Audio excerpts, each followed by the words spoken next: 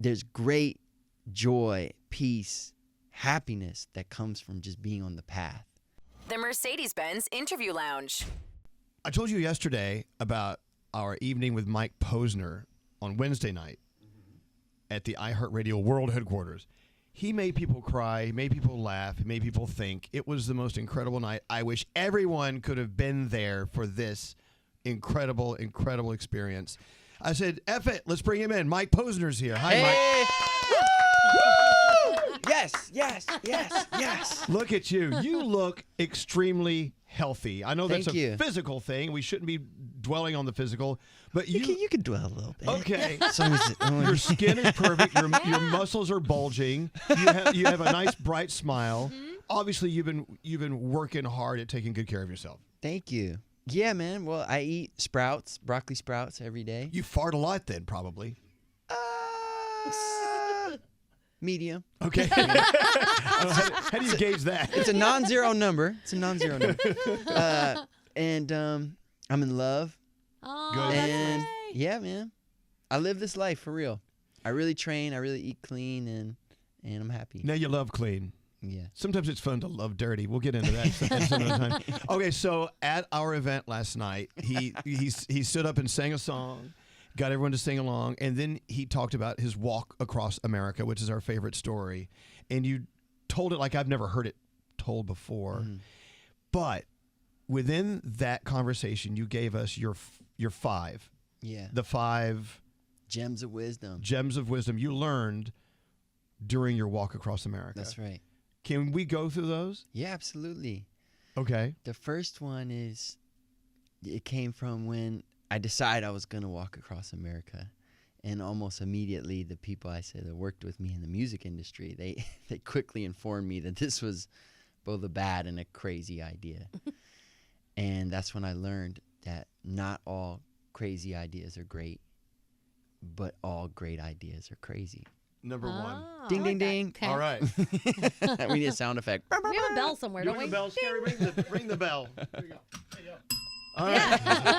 That's awesome. All right. I know we're awesome. breezing through these. I'd rather spend a lot more No, time it's with all them. good. It's all good. But number 2. Number 2 is when I made the decision, I started to feel all this negativity and doubt.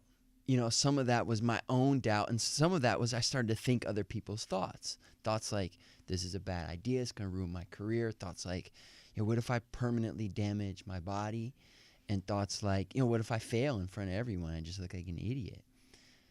And I had all these thoughts bouncing around the walls of my head. I stood off the coast of New Jersey and I took a step. And when I took that step, all the fears and doubts about what might happen if I did this disappeared because I was doing it. So the second gem of wisdom is step 1 is take 1 step. There you go. That's my favorite. Nice. Gandhi's favorite. Gandhi Yeah. uses that all the time with us. And when you said Yeah. that last night, I immediately thought of Gandhi. Yeah. Yeah. The journey of 1,000 miles. Starts with Begins with 1 one step. step. One That's step right. Yeah. is it. Yeah. Okay. It was a journey of 3,000 miles. Oh, I'm sorry. It's all good. But it still applies. And so then, fast forward, I walk 1,797 miles. I'm now in Colorado. I've already crossed the Mississippi River, and you can imagine the pride I was feeling, Elvis, having started in New Jersey, gotten all the way. I can see the Rocky Mountains on the horizon, and my body hurts horribly, but I figured out a way to be with pain in a way I never could have imagined, and I'm walking 24 miles a day. Boom, boom, boom. I mean, I'm crossing states. It's incredible. I've uncovered a new part of myself, and I'm walking, and this pain shoots up my leg, and I realized I had just been bitten by a poisonous rattlesnake. Oh, I spent 3 nights in the ICU. First of all, I called 911. I asked dispatch, am I going to die? And dispatch says, I don't know. Oh. You know, my leg swells to the size of an elephant trunk. It's 3 nights in the ICU, and I go from walking 24 miles a day to now I can't walk to the bathroom. So eventually I'm discharged from the hospital with a walker and an uncertain future, and I go back home to Michigan, and I'm sitting there, and it's really nice. You know, one, everyone's taking care of me. 2, I'm in air conditioning now. 3, I'm getting a massive amount of attention for being hurt, right? So I'm on TMZ, I'm on Good Morning America, I'm on, everyone's like, Mike Posner bit by a rattlesnake. My followers on Instagram are skyrocketing up. All my DMs are full of messages from my heroes, people I looked up to since I was a kid, going, you're awesome, keep going. And part of me is really liking this being hurt thing. You know, I'm really getting a lot of attention from it. And I realized I had to make a decision. I was either going to just kind of pack it in, say this wasn't meant to be. I got bit by a freaking snake, almost died. Or I was going to go back to the place the snake bit me and walk the remaining 1,000 miles. And this was a crossroads moment for me because I knew that if I went back to my old life from before the walk, I would never be the person I was really supposed to become. It was like I was going to do it, or I was going to live someone else's life. And so this brought me to the third gem of wisdom, which is reasons are excuses. Like, I had a reason to quit, which was I almost died. I got bit by a snake. It wasn't meant to be. You know, we say that a lot in our culture. It wasn't meant to be. Sometimes it wasn't meant to be, but a lot of times we're just speaking in code, saying, I'm giving up. And I want to feel good about it. So I say it wasn't meant to be. No, I knew I needed to finish. And so I had to talk to the little part of me that was loving the attention and go, no. I see you, I love you, but you're not in control of my life anymore. And I did something that I was proud of. I went back to the place the snake bit me. The very specific place where that snake hit you. Exactly. Wow. Exactly. And I was scared. I was having nightmares about snakes. I still do sometimes. And this is the part I didn't say last night, but I pissed on it. Oh, you did? I pissed on the spot. Good for you. Yeah, we should do more of that in life. We should just piss on things that make us mad. I took it back. You owned it. Yeah, I took it back. Yeah, you marked it. I marked it and said, yeah. This isn't a place that I got hurt. This is the place I got reborn. There you go. And I took a step, and I just kept taking steps until I ran out of land. And when I got in the water, I felt all this crazy emotion, and I realized that was happiness. You know, but real deep happiness, not like I ate a chocolate chip cookie happiness. Like, wow. And I thought, this is a different flavor of happiness. What is this? And that's why I stumbled on the fourth gem of wisdom, which was, by the way, did you ring the bell? Yeah. Yeah, so the third gem was, I think I skipped over, it was the reasons are excuses. Yep. Mm-hmm. Reasons are excuses. And the fourth gem, bang! Okay. The fourth one is true happiness, like deep happiness, or you could call it joy, comes from growth. It doesn't come from pleasure or getting your needs met in every moment. It comes from, hey, there's something in my life that hurts. And I don't know what the answer is, but I'm going to take one step. I'm going to take one step in the direction of growing to make it hurt less, because life's trying to teach me something. There's great joy, peace, happiness that comes from just being on the path. You ever have a moment like this, Gandhi, where you're like, man, I really suck in this area of life. For me, it was relationships for a long time. I really suck in this area of life. But I know I suck in it, and I'm going to just start moving in the right direction. So maybe I need to talk to a therapist, or I need to go on a date or whatever. But once you set the intention, you start moving on the path. I still suck, but I'm moving towards not sucking. That's happy. Yeah, happiness comes from just being on the path. So true happiness comes from growth. Oh, hold on. There it is. And the last one was that my father, who was my biggest cheerleader in life, he loved me more than anyone, that he passed away before I ever started. And I wish he could have saw me learn these other lessons. I wish you could have seen me ascertain the first 5. But he passed away before I ever started my journey. And when I really looked at it, if I was really honest, I had thought about the journey for 5-6 years, and I kept putting it off. And my soul was calling me to do it, but it was like, it's not the right time. I got an album. I got to go talk to Elvis and promote the last album. We're going on a tour to promote, and do the thing and basically play within the sandbox of what other people said was okay for me to do. And as a result of me being scared to get out of the sandbox, Dad never got to see me do this. And so the 6th gem of wisdom, I believe all things happen for a reason. And so,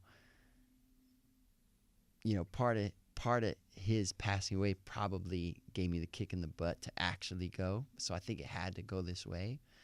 But the 6th gem of wisdom is don't wait. Don't wait. Don't wait. I wish I would have started earlier. Right.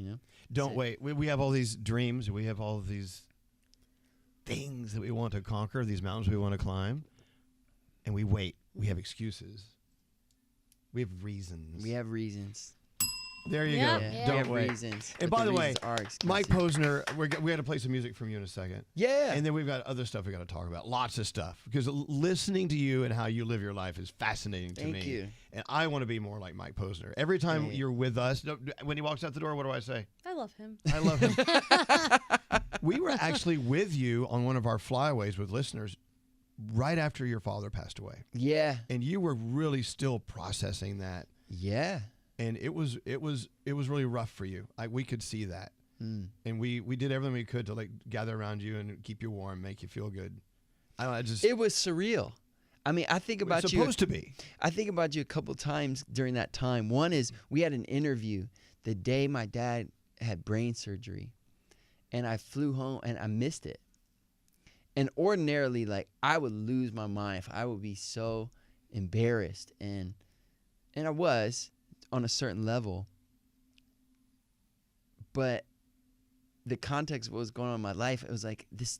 No offense, but it was like this doesn't matter. I'm sorry. And I was like, this doesn't. I missed the radio interview, and normally I'd be freaked out, oh my God, am I gonna mess the album up now and all this thing, and ruin the relationship with iHeartRadio?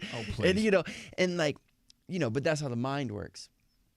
And it's just interesting how death or love can unveil what really matters. And I remember I had this call with my mom. We were talking to the doctor. We're trying to understand, because my dad had brain cancer. We're like, what do we do? Is he gonna live? And they said, plan for months, not years. And I said to my mom, well, we should I guess we need to just enjoy every moment we have with him, right? And she said to me, that's what we should be doing anyway. Exactly. Thanks, Mom. Yeah. That's what we should be doing every day. Don't wait. Right. Don't wait. So that's it, man. It's so easy to get wrapped up in our own melodramas and what's going on in what Eckhart Tolle calls our life situation. Mm-hmm. Well, most people confuse and conflate their life with their life situation. Life situation is you're doing well or you're doing bad, or you're sick, you're healthy, you have pleasure, you have pain, you're in fame or disrepute. Everyone has these cycles. The Buddha called those the 8 worldly winds. And you're experiencing one of them right now, if not multiple. That's your life situation, but your real life is just this moment. Without doubt.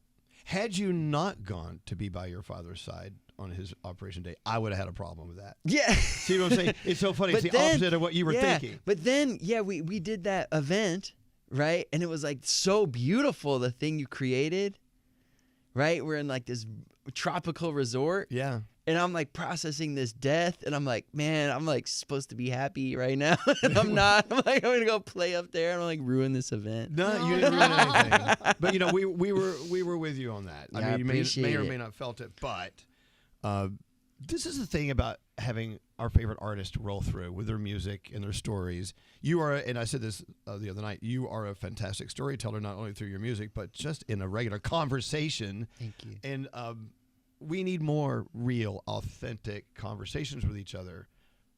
That way, loneliness decreases, happiness increases. Are you happy? Yeah. Well, look, Are you happy? I am. Okay. I mean, here's the truth.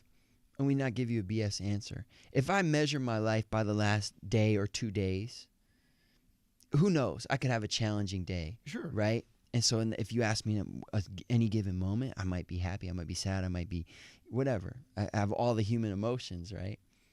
But if I look at my life in the last 2 years, it's the best it's ever been. There you go. In every area. Elvis, I talk about this thing, there's like 7 to 10 areas of life that most people would say, if all these areas were working well, this would be a great life. They're physical vitality, faith, friendship, family, passionate intimacy, like a primary relationship, giving back, financial freedom. If you got these areas moving in the right direction, right, this is a good life. And 10 years ago, I only really focused on 1 or 2 of them, mission. And what was scary was I created a life philosophy that reflected the areas I was already good at it. Most of us focus on the areas we're already good at, right? It's like, oh, I'm great at writing songs and my career's going good, so I'm gonna focus on career. And if you ask me during that time, what's the most important thing in life? I'd say artistry. And I'd read books written by other people who agreed with me. And I'd say, yeah, Right. And that's the most important thing, like connecting to God, writing art, and putting it in the world, period. That's one important part of life. But guess what? Guess what I didn't have during that time? Didn't have a girlfriend, right? At times I didn't have great health, right? And so it's easy to focus on the areas we're already great at. But if you're really honest, there's some areas probably that aren't 10s out of 10s. And we start bringing those areas up, then life starts to get magical. That's the process I've been putting my own life through the last 2 to 3 years, and it works. Not when I measure it by the day, but when I look back, 2 years ago, dude, I can't believe my life. I can't believe my life. And not in the ways other people would see. Meaning, like, I was so scared to be in a relationship, be in love. And when I look at how I show up, there's a lot of pride there. Good for you, Mike. Because happiness comes from growth. Growth. You know what's been interesting about this whole thing? You've talked about some really serious stuff and some really sad stuff, but through the entire thing, and our listeners can't see it unless they watch online, you've smiled through the whole thing. You haven't lost a smile one time. Not once. Well, it's fun to be here. There you go. Said no one ever. Yeah. No one's ever said that before. Yeah. After 30 years of doing this crap. Yeah. Mike Posner, the new single Is It Just Me? You want to play it now or in a minute? Whatever you want, Elvis. You want to play it? I'm going to play it. You're the boss, dude. No. You're the God, big I'm boss. tired of being the top. I mean, the boss. Hey. Is it just me? Does it need an explanation or does it set itself up? It sets itself up. It's just a fun one. It's All a right. fun one. Let's do it. Here's Mike Posner.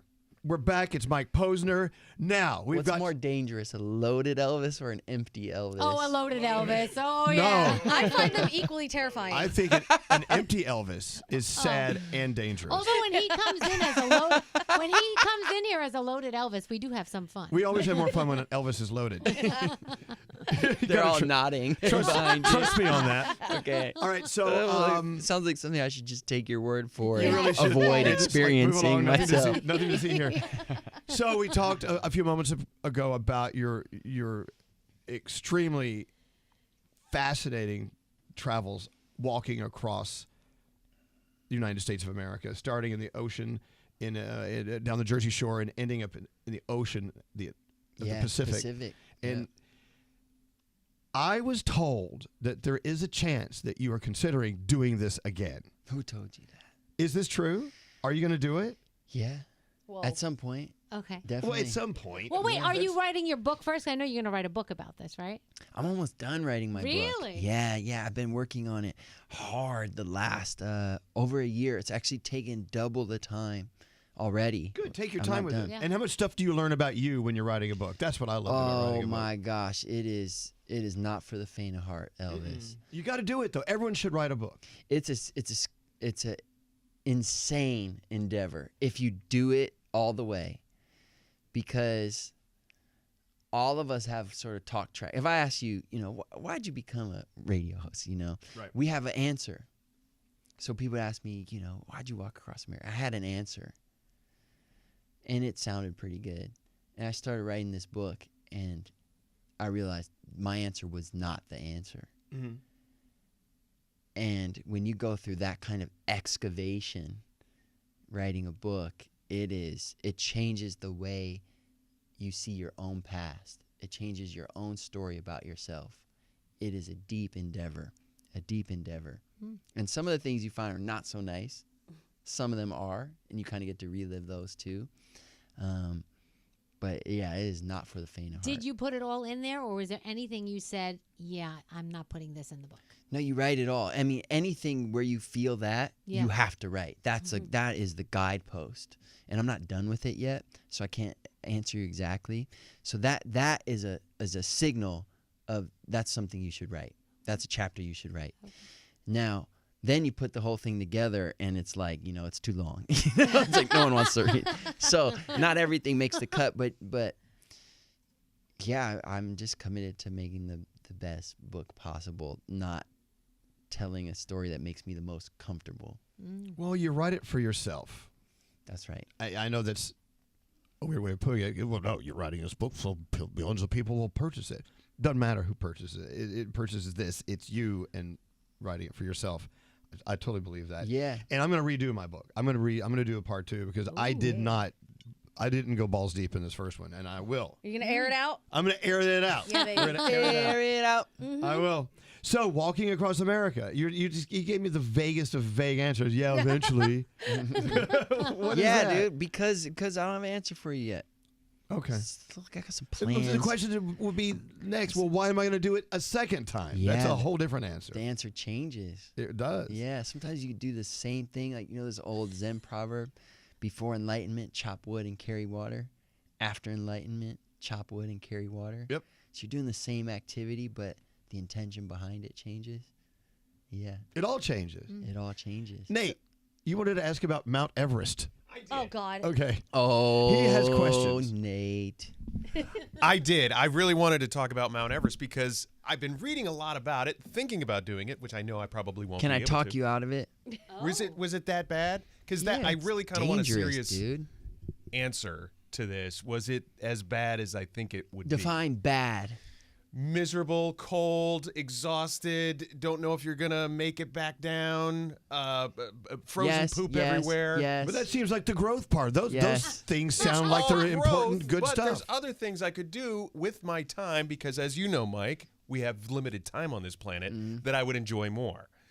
Was it that bad of an experience, or would you 100% climb Mount Everest again? No, I would 0% climb it again. Okay. Why? Yeah. Why is that? Because you can die really easily. Okay. 1 out of every 100 people don't come back. They leave their bodies there.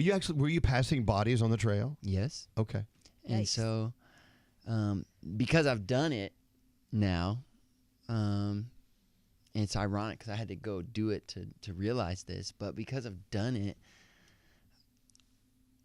when I was there, I just kept thinking, I can't die here. I have more music inside me. Okay. Literal and figurative. Good things music. came from this awful Everest. Mount Everest I mean, experience. it'll clarify your life and what really matters because you're close to freaking death. So you have the right and license to poo-poo all over it because you've done it, but I'm not poo-pooing. It was the worst moments of my life were nestled within a day of one of the best moments of my life, being on the summit, because I knew what it took to get there. It was a lot of hard work. So don't let him talk you out of this, Nate. No. All right, I'm leaving tomorrow. But it is dangerous. Really? Yeah, man. Was there a moment in particular that you said to yourself, I'm going to die, I'm not going to survive? Oh, yeah, on Camp 2, a blast from an air displacement blast from an avalanche hit our camp and ripped open the tent. Snow was, and I thought, oh, I'm in an avalanche here at Camp 2. I didn't think I'm maybe going to die. I thought, I'm dead.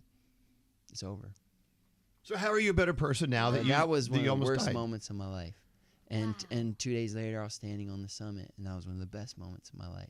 Wow. But going back to the blast, where you thought, I'm done. Yeah. What good comes out of that for you as a human being? Obviously something. Well, we talk about whys and intention, right? So why was I climbing Everest? Well, there was several whys. If you're really honest, you unpack it. One is like, well, I want to be the guy that did it. I want to look cool, right? So that why sucked. I knew that why sucked before I even left, right? Then I had the why of like, okay, I want to explore myself, see how tough I am, see how powerful, measure myself against, see if I can find a part of myself that I haven't yet by doing something very difficult. Well, that's pretty admirable. Yeah. But when pushed to the limit, it's kind of a dumb thing to die for, self-exploration, right? There's other ways to explore yourself that don't put your life on the line, right? So I thought, wow, this is like really selfish, right? Because if I die, I'm dead. But mom just lost dad, now I'm gone. So that why, before I started climbing, was really cool. But after the blast, also fell apart. The only why I had left after that was I said I was going to do it. My own integrity to myself. Okay. That's all I had left. That's the only reason I experienced that blast and kept going up. And so that's the real question. I'm joking with you, but it's why. Because if your why is not solid, or at least one of your 5 whys is not solid, they will get torn apart. And you will quit. What are you going to do with that? It's almost like we're talking to Tony Robbins here, and I don't mean to equate you to Tony Robbins, but you're very... I love Tony Robbins. He's so inspirational, he changed my and life. so are you. Because I look at somebody like you, and you're doing all these things that I think we would all like to do: climb a mountain, walk across the You country. romanticize about doing these things. We're romanticizing, but he's actually done it. Exactly. And he said this would be the worst way to die. So my next question is, well, what's a better way to die? In your sleep. I don't know if that'd be the worst way to die. It'd be a pretty cool story, but but What's be a fabulous way to just well, listen, friggin' die? To answer in a non-jokey way, the things worth dying for involve other human beings, I think. Talk about that. Well, there's things I would die for now, still, but they're not about me. Like, I would die for my girl. Like, I would die for my mom, right? You have people in your life like that. You don't have to think about it in a heartbeat. Of course you would. Like, if their life was on the line and you had to, you would do it. And you wouldn't have to think twice. But, to die exploring oneself or seeing how tough you are, Okay, I get that. Yeah. So what are some really cool ways to die? No, don't answer that. Yeah, I don't know. Direct hit from an asteroid. Asteroids are Direct good. hit. What about if you were getting older, and then you got an opportunity, you could go into space, but you can't come back. Would you do it? I'm there. I could do that. Ah. I'm older. I'm ready. They just send you out. Woo! I think Gandhi and I, aren't we the only two in this room that we Yes. said we said we would go to space? I'm ready Yeah. now. Yeah. Yeah. This I would planet's do gotten it. ghetto. I'm ready to go. I would do it, but for how long? For how long would you go? I don't know. Like, I would have you to go see- for those people go to the International Space Station for a year? No. Yeah. Would you do that? No, because that seems kind of boring. It seems so but boring. space seems more endless. Like out into Mars, you take a long time to get there. You could explore while you're there. Would you go if Cool. it took 2 years there, 2 years back? Yeah. What else am I doing? For sure. But when you're talking about, so you did walk across the country and you did climb Mount Everest and you thought, I don't know if this is really the way I want to go out. Do you still want to do some of these crazy or great things? Or are you kind of tapped now? It's interesting you say great, right? So a lot of great human beings are not good human beings, right? So I'm really focused on being a good human being too. And yeah, like I'll probably do a walk, but my risk tolerance has changed. So I like to find really hard things where no one's going to die. Yeah. Okay. Amen. There's That's good. That's nothing good. wrong with Because that. I got a No. lot of work to do. You know what I mean? It's not out of fear. It's out of having a calling. I have music to write. I have books to write. I have gifts to share. We all have gifts to share. And so I just don't want to cut it short having a little, type 2 fun. Yeah. Right? And so that's the reason behind it. That's the feeling I was feeling on the mountain. You have more music inside you, literally and figuratively. And that's the reason why I don't want to like climb Everest again. It's because I got work to do while I'm alive. So would you say that in doing these things, you were chasing purpose and then you realized it was there all along? Yeah, I think I've definitely uncovered more purpose. And purpose changes and evolves over time in the situation of your life, right? So my purpose right now is different than it was a year ago or 2 years ago. And always shifting. Always moving. shifting. It's a very fluid. Purpose is very fluid. You ever read Viktor Frankl, Man's Search for Meaning? No. Best book ever. But one of the things he says is, we look at life and measure why life isn't meeting our expectations. But he says, instead, ask what life's expectations are of you. That's your purpose. Wow. Okay. That totally changes everything. It's the opposite than what we've been feeling and thinking. This entire time. It's a deep question, right? And that can evolve moment to moment, day to day, year to year. Viktor Frankl? Frankl. Frankl. Yeah. And Okay. this guy, a beautiful man, he's not speaking from theory. He survived the Nazi concentration camps and wrote this book about that. And what he found was every one of the survivors had a purpose, what Tony Robbins calls a compelling vision of the future. So a version of the future that they were looking forward to, or something that they felt, I have to stick around for to do. Of the survivors, he said every one of them had that. Wow, that's Now, fascinating. not everyone that had a compelling vision of the future survived, but of the survivors, 100% of them had that. Excellent. We got to talk about your music. Okay. Because, we've talked about everything, but music is a part of your I wish this mic went higher. Look how I'm standing. I don't. I didn't even know you were standing. I thought you were sitting in the chair. You're getting some stretches going on. No, you got the perfect form. So talk about your music. Where are you going? Where are you going with your music? And where are we going to see you? Where are we going to hear you? The beautiful part about the music is it comes with you. Mm-hmm. I had this piano teacher. He passed away. He's one of my mentors. His name was Norman Henry Mamie. And we would sit he'd put a chair next to the piano bench, and he'd sit next to me. And anytime I hit a wrong note, he'd go, "Hey!" like this. But he loved, he became like a father to me. And some days he would talk, we'd have an hour lesson, he'd talk like 30 minutes of it, 40 minutes. And I'd get kind of like annoyed sometimes. I'm like, dude, we got to like practice, like, And he explained to me one day, he goes, I used to feel the same way. And my teacher, Edith, she explained to me that everything out here, meaning in your life, we're on the radio right now, goes in here. And he pointed to the piano. So the music comes with me as I evolve as a human. The music starts to sound different and change. There's different themes and all this stuff. So it comes with me. And we have a new album coming out February 21st. It's called The Beginning. And it's an awesome album, man. I love it. I love it so much. Why do you love it so much? Because it's real. And a friend of mine met a pastor last year, and he said, Mike, keep pointing to the rainbows while admitting the sun doesn't always shine. Say that again. Keep pointing to the rainbows while admitting the sun doesn't always shine. And I just feel that's what this album does. I love that. Mm. All right. February 21st.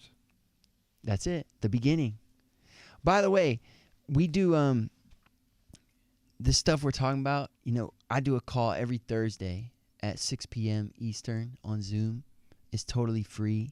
So you or any of your listeners want to join, we get on Zoom, we dance a little bit, we do breath work, we do meditations, I share some story or lesson from all the stupid stuff I've done in my life, and then and I work with people live, and then we just pray for each other. And it's an awesome call, about hour, 2 hours. So if you or any of your listeners want to join, How do it's we totally find free. On my Instagram, there's a link. Yeah, on my Instagram, I think there's a link. Yeah, I'm always posting about it. So, Do you ever see yourself traveling around the world, speaking, maybe do a song or two, but primarily talking like this? yeah, I do. Well, I'm gonna start doing it this year. You've already started. Yeah. I do some public speaking. I get hired for that, but it's crazy you asked me that, because a couple weeks ago, I emailed from my agents, and we had a tour. They had a tour, right? Scott was on the call. We had a tour to do a tour, right? To go to the House of Blues and the Irving Plaza, all the places like play concerts. And I was like, this doesn't feel like the thing I should be doing. And so we don't have it together yet, but basically we're building together, a day of miracles and transformation. Like a 12-hour day. We all need for you to do that. Yeah, so that's what we're doing. We're putting it together now. Are we asking for too much? No, I'm doing it already. You're doing it now. No, meaning when I say doing it, I mean we're putting it together now. Right. But I wish I had it ready to announce. Boom, we don't. We just had this email exchange yesterday. We're putting it together.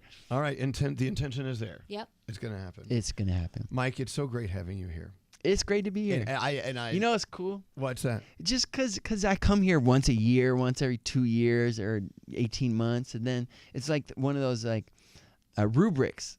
I can remember who I was last time I was here. You're here every day, so it's hard for you. But you have those other places in your life. You go like, oh, wow, I'm a lot different than the last time I was here. So it's cool to come back and reflect on that. Well, here's to you coming back again very soon. Yay. Mike Posner. The Mercedes-Benz Interview Lounge.